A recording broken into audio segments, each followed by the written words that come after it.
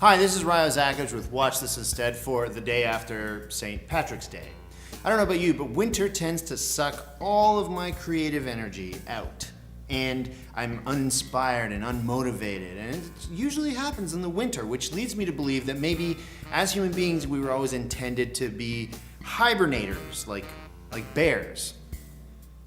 Stupid evolution. And I know I'm not alone. I know that a lot of artist types, a lot of idea junkies tend to get these creative blocks, and when they happen, desperation can set in, and then these artist types tend to look for inspiration and motivation in other areas. And sometimes that means alcohol or drugs. It's very appealing to think that there's some sort of secret cocktail, some kind of recipe, some kind of super pill that will make all your problems go away and really get the creative juices flowing again. But until then, we struggle to come to terms with our helpless impotence, always reaching for the creative spark, for that higher knowledge of the universe, which is always just out of reach. And it reduces us to these unthinking, lower functioning, flesh and blood animals with only instinct to keep us going.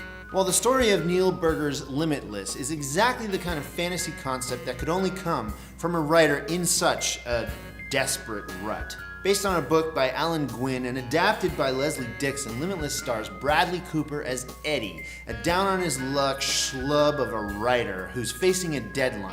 And he runs into an old drug dealer friend of his who turns him on to NZT, which is this new super drug that no one's ever really heard of before, that unlocks the 80% of the brain that human beings supposedly never use. All of a sudden, Eddie becomes this super genius who is hyper aware of his surroundings, and he takes stock of every little detail and every scenario that help him to make his next decision. Also, he's able to access a vast catalog of data in his brain of just mere glimpses and snippets of memories that he's long since forgotten. NZT unlocks his full potential, and before you know it, he's cleaning his apartment.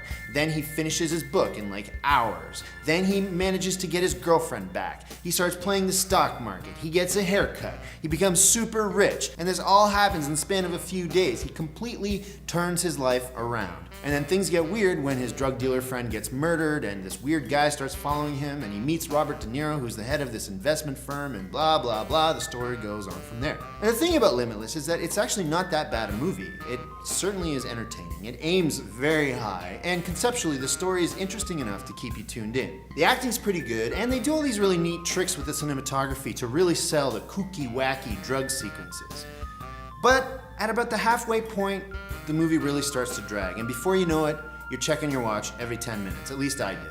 There are some serious pacing and plotting issues that drag the story out needlessly and sloppily, as there's a whole bunch of plot holes that never end up getting resolved, which is weird because they're pretty significant events, like an unsolved murder in the middle of the movie of some nameless woman that he may or may not have slept with because he doesn't remember, because he blacks out because of the NZT.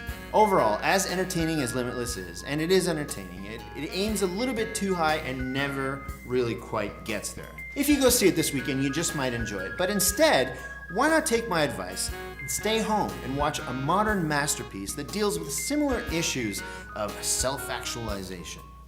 Rent or download David Fincher's Fight Club, which also aims super high, but easily manages to get there in every way possible.